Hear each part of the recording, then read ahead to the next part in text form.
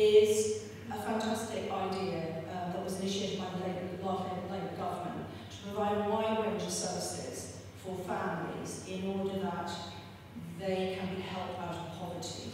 So what it does is it provides adult education and parenting classes, it helps assess the needs of children, and it provides healthcare services for poor families. The idea being that what it does is it provides daycare for children so that their parents can get freed up to learn new skills and to get themselves out of poverty.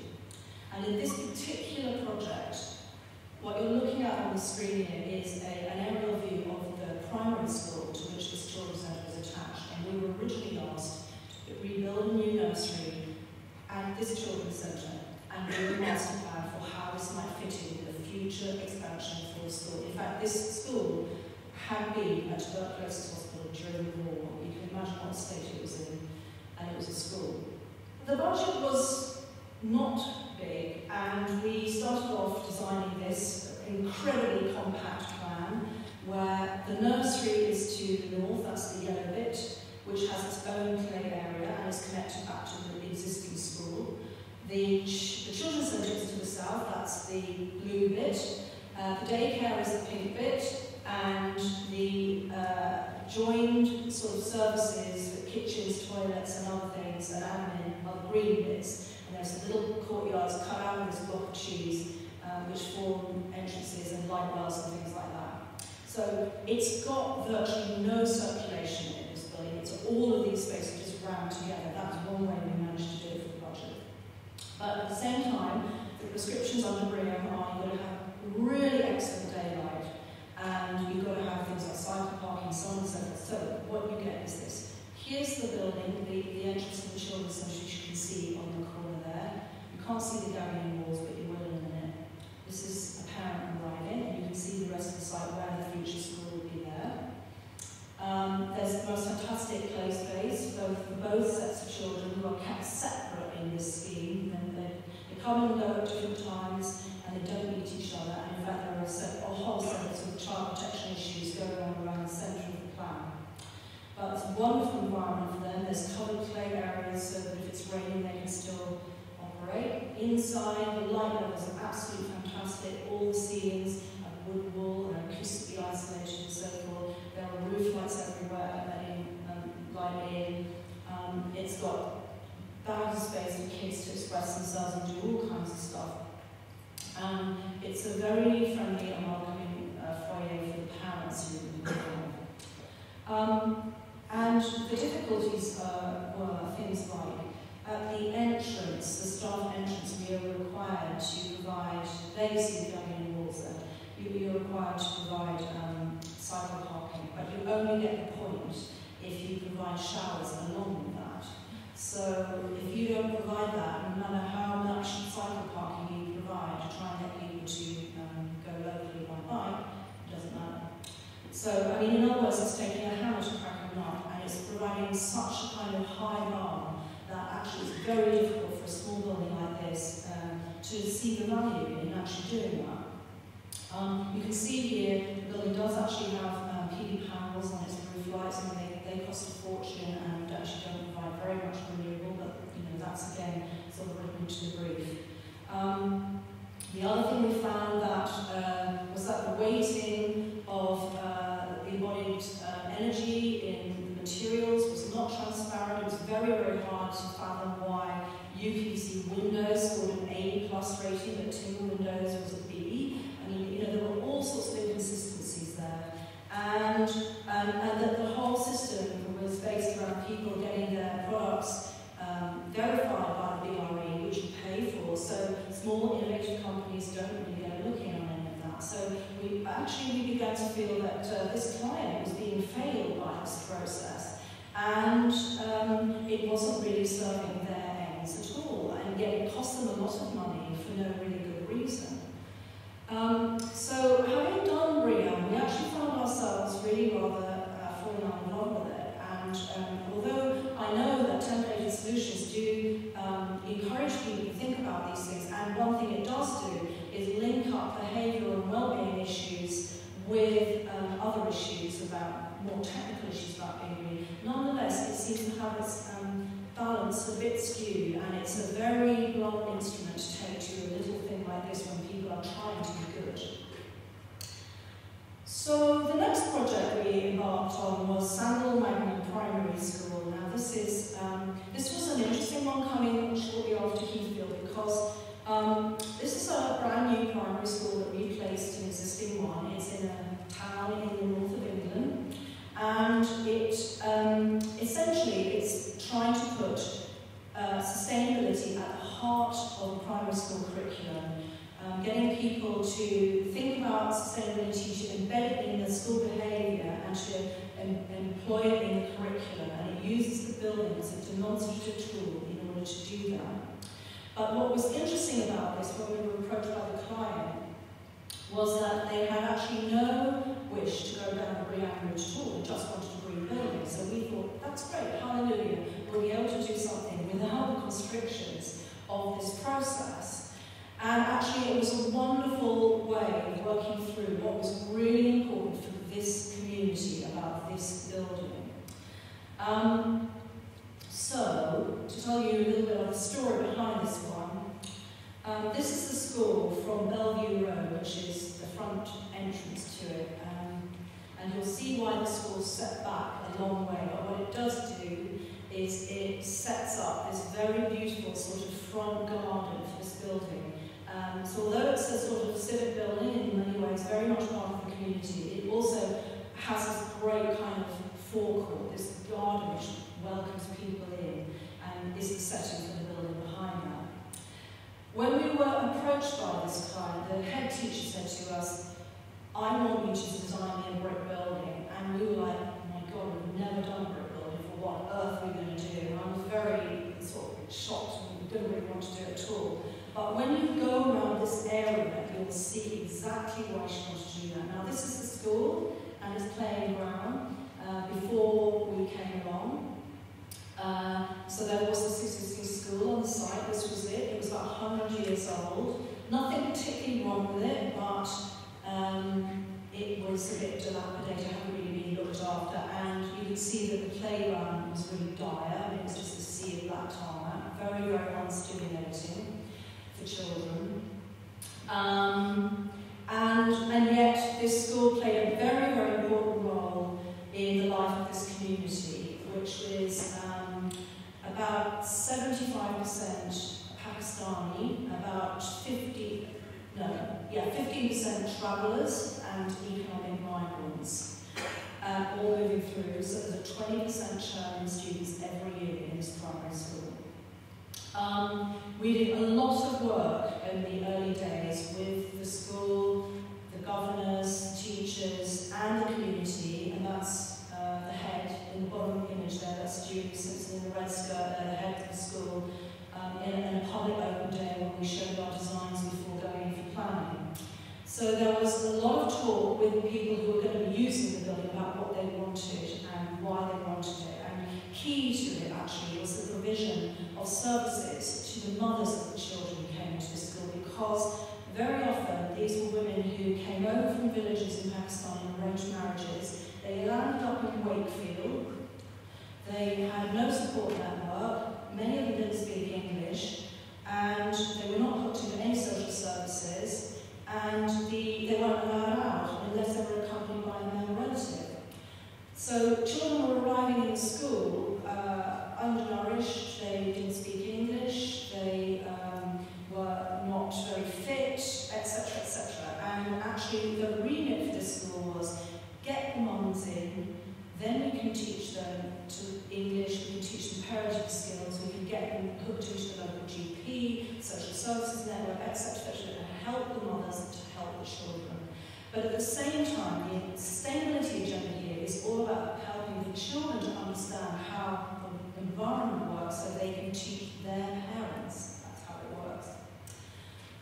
So, going back to the school, you can see in this slide here, this is the typical layout of the housing in this area, and the key feature of it that really interested us when we were asked to build this building in brick is that you get a typology of a front street and a back street. So you get Gordon Street, and you get back Gordon Street. So here you have the front, the formal front of the buildings that drop to the street, and then you have the back, which is where the coal was delivered, and the privy was, and so on. And one's a formal front, and one's a very informal back. And we decided we're going to make our classrooms and all the blocks in this building do that. So what you have is a linear arrangement like rows of terraced housing. Each one does a slightly different thing. And we're going to mark the classrooms with chimneys, and each of the classrooms is going to be like the size of a little house. So that's what we did. Here's the site plan with the existing school site plan on it. We chopped off the back of it, and we built a new building at the rear, which is why the building's so far to the back. And then we knocked down the school and the landscape surrounds. And the landscaping was absolutely crucial, because in the original building, getting out of those brick classrooms with the really windows with the sill height of about 2 meters high was very difficult for these children, so they didn't go out enough, run around, get fit, get exercise, and all the rest of it. So we designed the gardens here, and the planting layout is all designed to reflect all the various things that are happening around the school year. So the little bit of archery comes out in the autumn when the kids come back to school, etc., etc., etc. It's a very porous site. You can get in and out of the building absolutely everywhere. That's really crucial to this agenda. And you can see that basically it's 3 lines. You have the classrooms along the north in this little row of terraces, with the library and other group facilities to the rear. Then you have the nursery and the hall, and then you have the plant, kitchen, and staff, and then the community room, which faces the community and can be accessed completely independently. And each area has its own dedicated clay space just outside of it. So this is the nursery with its covered clay and its own dedicated area, which also goes around the corner. Here are the nursery kids. Then there's the infants, and then there's the growing beds, which belong to the junior school. This is on the north face of that classroom block. You can see the brick cross walls there. There's another playground right at the back, which has got this big multi-use games area, and that's looked over by various old bits like this amphitheatre, where the kids are running around. You get this little platform where they're able to look down over it, like a little sort of grandstand. And on the left, all of those little group rooms you can see, which are these little back extensions to the classrooms like you saw in the terraced house type. And what you're looking at is the hall there, and in the distance, the bell tower, which the bell was the one bit of the old building which we decided to keep, and we had it refurbished and then rehung into the little tower, and it rings in the beginning and the end of the day. There are other little places outside. This is the library. This inside, we designed it really from the inside out, with little spaces to sit and read a book. But here, the kids are using it outside, which I think is really lovely. It's just about the right size for them to do something naughty in this little corner. So, environmentally, all of the ideas run from this notion about I want a brick building. So we thought, okay, the head wants a brick building, what does that mean? Let's expose the brickwork. So we've got a lot of thermal mass in this thing. We'll have exposed brickwork, and that will be the beginning of thinking about this. Subsequently, we thought, well, okay, so it's going to be a passive environmental design. And in fact, this diagram, if you can read it, explains what's going on. So these are the north-facing classrooms, so cool air is entering at low level under the windows, and in winter it's preheated in that little seat under the window. It enters the classroom, which is actually heated by underfloor heating, and then it will, through the actual bodies and everything going on in there, it'll rise. It rises up, and then it's extracted naturally through the action of both thermodynamics and wind pressure by these wind tunnels. And this gave us an idea for putting everything on display. I mean, you see the walls and you see what happens, so let's put everything on display. So what we did is we designed the classroom to be made out of cross-laminated timber, which would be the finish as well, just like bricks were. And we put this ceiling grid in, which is just unistruts, and that holds all of the surfaces, so everything in the classroom is out there on display. It's got got the, it's a bit like a trellis with a vine growing all over it. And so it's got the sprinkler pipes, it's got the ICT, it's got the lighting, it's got the power which then drops down the walls, as you can see there. It's got the burglar and fire detection system, it's got absolutely everything in there. Plus the daylight's very beautiful. So really what you see is what you get. And when the children of the Eco Council take you around this building, they completely understand everything that's going on. It's absolutely fantastic. It's really, really inspiring. But it also forms a basis for the school to develop their own eco-curriculum, so they can use this as a demonstration tool in what they do. Subsequently, we were given a grant from the British government to put in a lot of high-tech kit, which included this ground source heat pump under the playing field, and these photovoltaic panels which generate the electricity in order to run the pump for that, and recycle rainwater and all the rest of it. So there's quite a lot of other gizmos going on in there, which might be good because in the sustainable curriculum it's really nice that schools have dials and panels and things which tell them what go on. We've got much more simple things like clear plastic down pipes so you can see the water flow down when it's raining, this kind of thing. But I think it's been fantastic for the school because they've managed to get kids really excited about what's going on around them, get them growing in their growing beds around them. The quality of the light in this place is fantastic. We managed to scrape a lot of space together to make this little dining room outside of the hall, so when you're playing gym, you're not always walking across squashed potato and things like that. The hall itself is absolutely beautiful. Again, it's cross-laminated timber and brickwork with these holes left for acoustic isolation. And best of all, we managed, after a long struggle with the local authority who wanted to remove it, to keep the community room in. So this is it for it. It's got full kind of coloured joint. It's really important for this community to have this room because the school does so much fantastic work with these mothers. So that was a very joyful project, and one where we had a lot of elbow room to do the kinds of things we wanted. But interestingly, although the project I think has been fantastic for the school, what's been an absolute disaster is actually all of the complex building management system and kit which we've put in. So the rainwater tank is leaking and nobody is taking responsibility for why. There's been some contamination of the rainwater, which it only flushes the toilets, but it's still a public health risk in a school. When we handed it over, the caretaker had 1 day's induction on how to use the system, and that's not enough, and if he leaves, then nobody knows. The local authority has command of all the data that comes off the building management system, but because of security protocol, we can't get hold of any of it. And so on, and so on, and so on. So, actually the passive bit works quite well, but all this high-tech kit doesn't work at all, and there's a complete sort of breakdown in what's going on here. I mean, the other thing to say is there are procurement problems with this because in the process of doing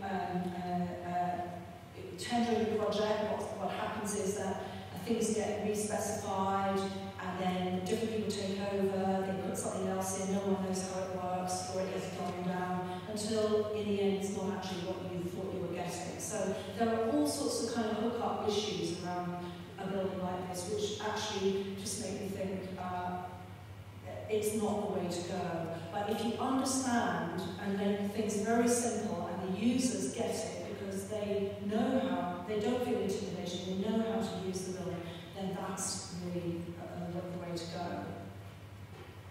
So, I mean, despite all these systems and despite all this high technology, actually in Britain, the biggest issue of all is that we've got a mass of really old buildings, and my next project is this one, which is Siobhan Davies Studies, and here I'm really going to make one simple point, which is that actually one of the best things we can do to be green is to reuse our existing buildings, and we're just too apt to knock them all down and start all over again. This project shows one way in in which it can be done. So this building sits in the curtilage of an existing functioning primary school, actually at about the same age as Sandal Magna, but it's in Southwark in London. And here it was for sale to an educational charity, and Siobhan Davies Studies is that. She's a dance company.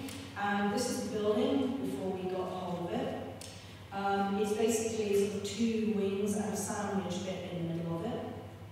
And the challenge was to turn that into a building for dance. Well, I mean, lots of people in England go to schools like this. So a building like this has lots of resonance with all of us. It's like this, just reminds you of horrible teachers and disgusting cabbage dinners and things like that. So the key is, to turn it into something where you don't recall those things.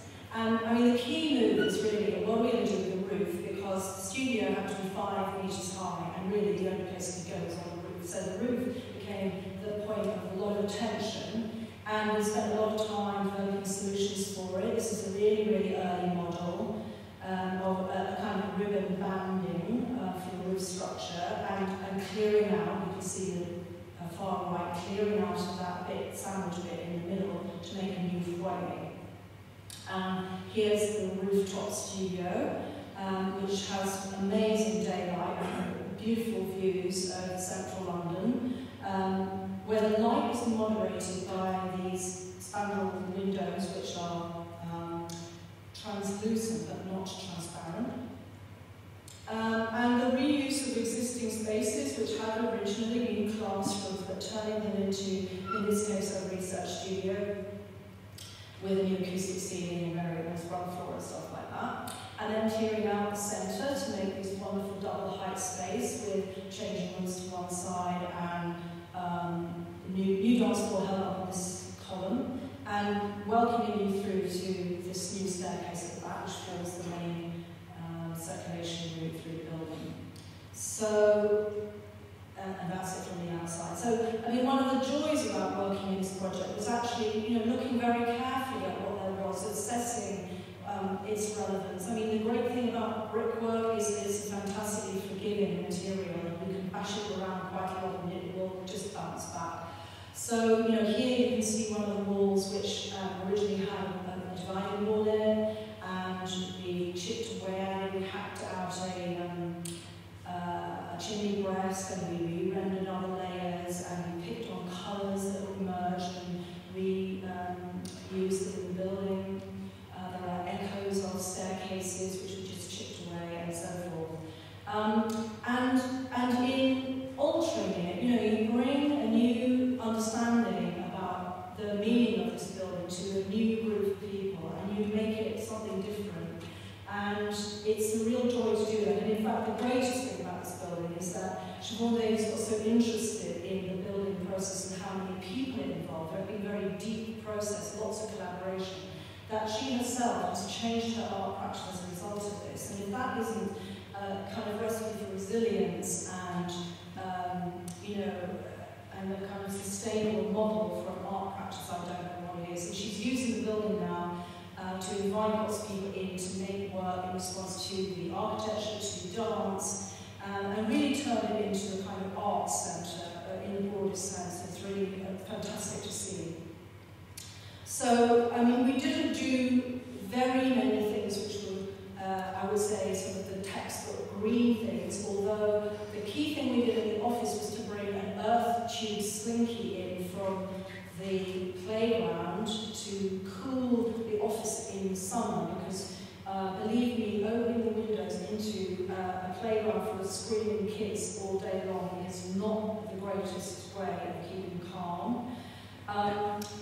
But, actually the fact that we reused this building and kept it going and didn't have to remove that much is, I think, a great testament to how you can do it with old buildings if you think hard enough about it. So really, tonight I've been showing you a project in which needs of the community and its children were paramount in search for their future well-being. Another in which an exploration of dance and architecture has led to thinking about new ways of existing buildings.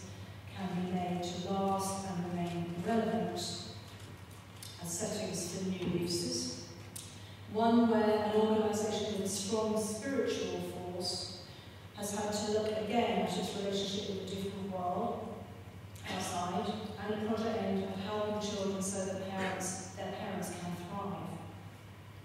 And finally, a very personal exploration of what is heralded by a re-evaluation of materials and aesthetics in the light of scarcity of all kinds of resources.